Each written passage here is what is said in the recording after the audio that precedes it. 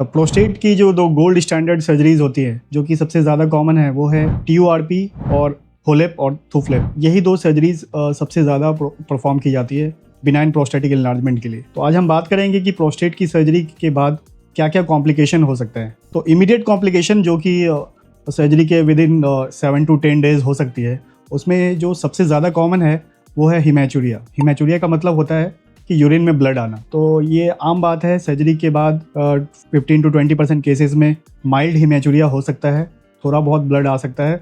अगर उससे कोई क्लॉट नहीं आ रहा है या फिर यूरिन में कोई रुकावट नहीं हो रही है, कैथेटर ब्लॉक नहीं हो रहा है, तो वो अपने आप सेटल हो जाता है with time, within a week. और दूसरा, अगर हो सकता है कि हिमैचुरिया ज़्यादा हो, इमीडिएटली सर्जरी के विद इन 24 आवर्स या विद इन 48 आवर्स और इतना ज़्यादा हिमैचुरिया हो कि ब्लैडर में क्लॉट्स बन जा रहे हैं और यूरिन पास नहीं हो पा रहा है, तो उस केस में कभी कभी हमें इसको पेशेंट को दोबारा OT में लेकर के जो हिमैचुरिया जहाँ से हो रहा है, जो ब्लीडिंग पॉइंट है, उनको कोगुलेट करना होता है और जो क्लॉट्स बन गए उन्हें निकालना होता है।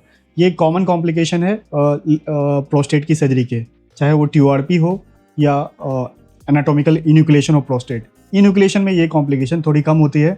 ये उन लोगों में ज़्यादा देखी जाती है जो लोग पहले से पेशेंट ब्लड थिनर्स पे हैं, जो कार्डियक पेशेंट हैं, old age, very old age patients हैं, या फिर जिनकी रिपीट सर्जरीज हो रही है, तो उनमें ये ज़्यादा कॉमन है, जिनके प्रोस्टेट ज़्यादा वैस्कुलर होते हैं। दूसरा कॉम्प्लिकेशन है 4 to 5% केसेस में फीवर आ सकता है पेशेंट को और थोड़ी बहुत डिस्कम्फर्ट रहती है, जैसे कि यूरिन में बहुत ज़्यादा जलन होना, यूरिन में दर्द होना। और इनिशियली पेशेंट का फ्लो सर्जरी के हफ्ते 10 दिन के बाद बहुत अच्छा नहीं होता है फ्लो, ड्यू टू अगर प्रोस्टेट की सर्जरी के बाद प्रोस्टेटिक फोसा में सूजन हो जाए, जिसे हम इडिमा कहते हैं या प्रोस्टेटाइटिस कहते हैं, वो हो जाए, तो initially with in 7 to 10 days हो सकता है कि पेशेंट का फ्लो इवन आफ्टर सर्जरी ज़्यादा अच्छा ना हो।